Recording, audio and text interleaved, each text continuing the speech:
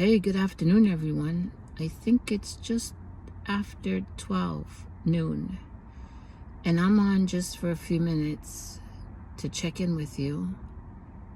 I am battling a really bad Chiari malformation migraine. That's the brainstem disease that I have.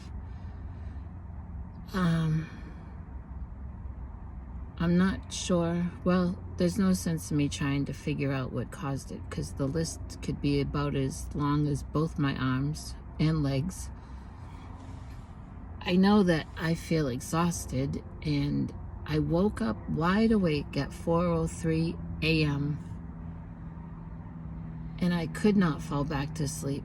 I even did a little video of me crocheting, putting trim on some more scrappy squares, but when I went to upload the video,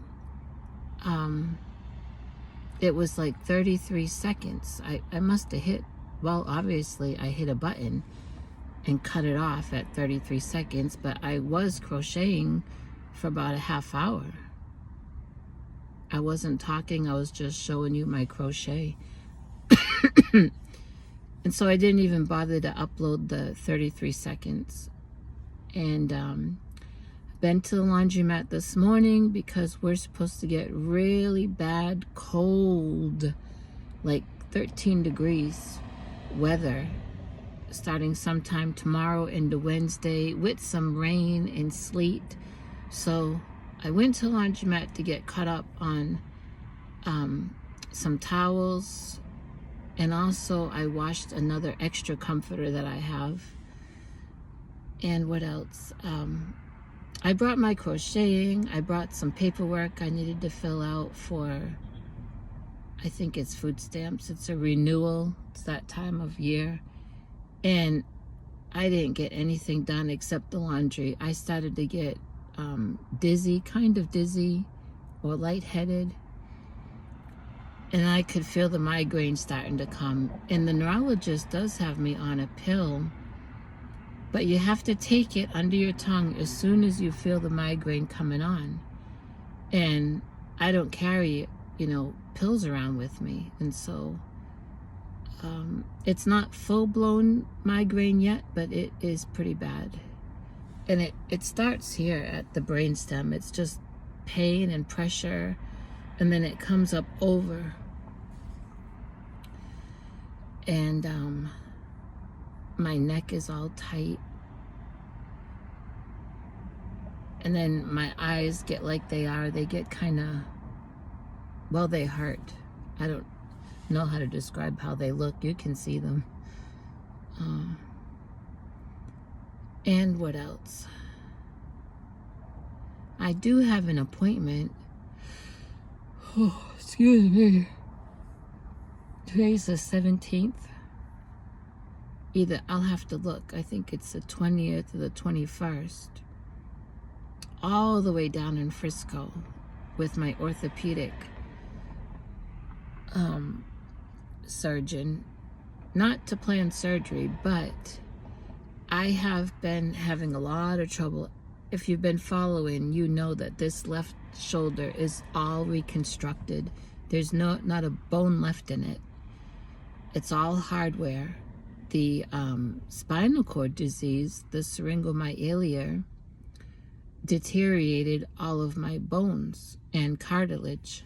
So this is up from here down to right above my elbow is all hardware. And I guess the last 3 weeks I've been having a lot of cracking and snapping and popping and swelling. I can feel that hardware making all those noises.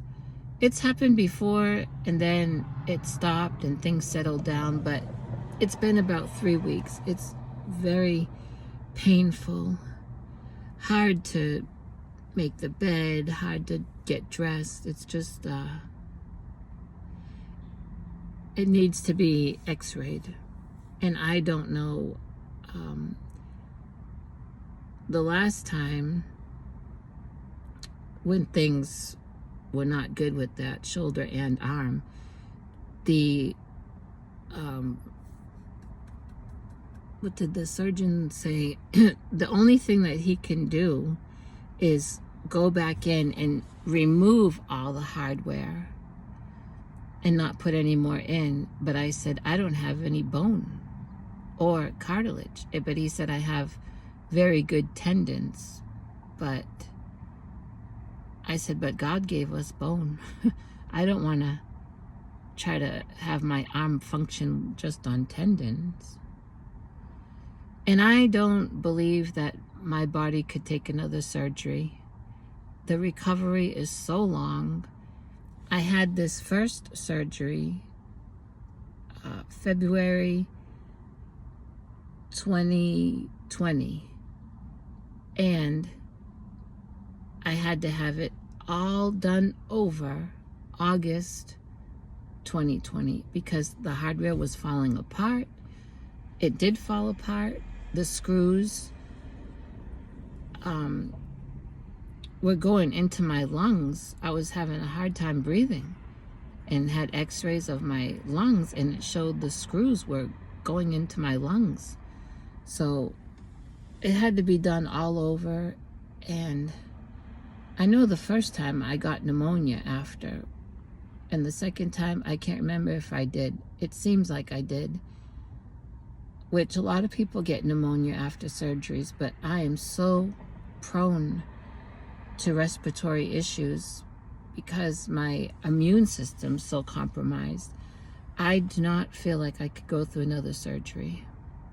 So, but I am gonna go and have the shoulder x-rayed and see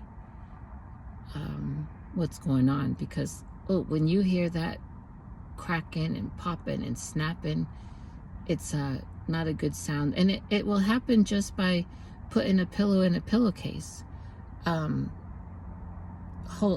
right-handed, so I wash my dishes with my right hand, but I hold them with my left hand.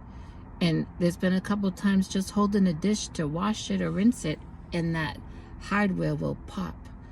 So I have to go get it checked. And of course, that is radiating pain in the shoulder, into the neck, into these nerves, which could contribute, I'm sure, to this Chiari migraine. So I'm not complaining. If you've followed me long enough, you know that I don't complain. I just hold on to God. But I'm just sharing, I guess, about this Chiari malformation, how, things can just trigger, and you're just in so much pain, you just can hardly function. And I try to just press on. I'm not one to just lay in the bed and all that, but sometimes I have been down in the bed with an ice pack on the shoulder, an ice pack on the back of the neck where the brainstem is, a cold cloth over the eyes. I mean, I'm a wreck when it gets like that, but sometimes we have to be still and just know that God is God. The Bible says that. Nothing's wrong with it, but I don't get into where I'm having a pity party or anything like that. And any of you with chronic health issues, chronic pain,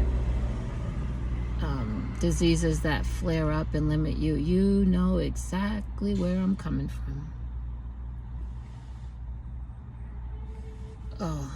I was gonna go walking today because I won't when that bad weather comes, but I'm not up to it, so I'm gonna head home. And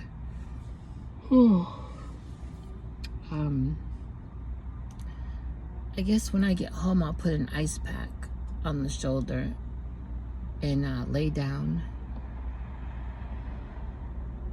I'm having so much fun putting the trim on these squares. You see, I got some here because, like I said, I took to the library. The laundromat. I haven't been to a library in a long time. Here's one, but I didn't do any.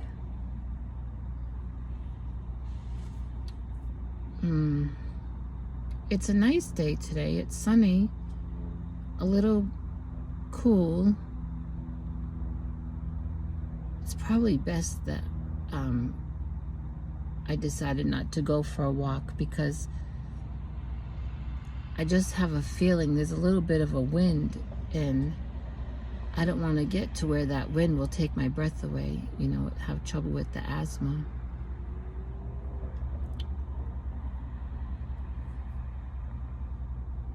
Trying to think if there's, oh, I think I have to stop at the store for dog food. One of my subscribers blessed me and the cats with some cat food. Thank you very much. You know who you are. I appreciate it, and the cats sure are appreciating it. I posted a picture this morning on my post page of that feral kitten laying in a crate in the sunshine. They're smart. They know where to go to get some nice warm sun and some vitamin D. That's one thing. When I had all that blood work done last week or the week before, it came back that I'm extremely low in vitamin D. However, my neurologist has had me on vitamin D 50,000 units once a week since before the pandemic. I've been taking it. I take it every Sunday afternoon. I don't know if it's because I was sick with pneumonia and just worn out that it came up like that in my blood work, but I take my vitamin D that my neurologist has prescribed, and he said just once a week, 50,000 units. So I'm gonna have to follow up on that. Oh, I could fall asleep right here.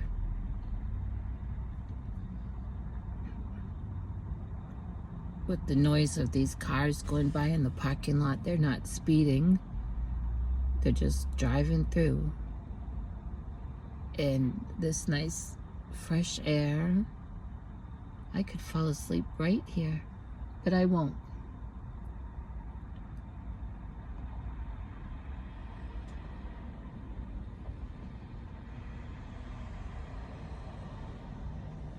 Oh, I want to say happy birthday to Barbara from Crochet Therapy. If you don't know Barbara, and if you're not subscribed to Crochet Therapy, oh, it came up low battery. I don't know if it got that I was saying happy birthday to Barbara from Crochet Therapy. Happy birthday, Barbara. She goes live Monday, Wednesday, Friday. If you don't know her and her channel, check her out. Okay, she's planning to get chickens soon. I'm gonna let you go, and I'll talk to you later.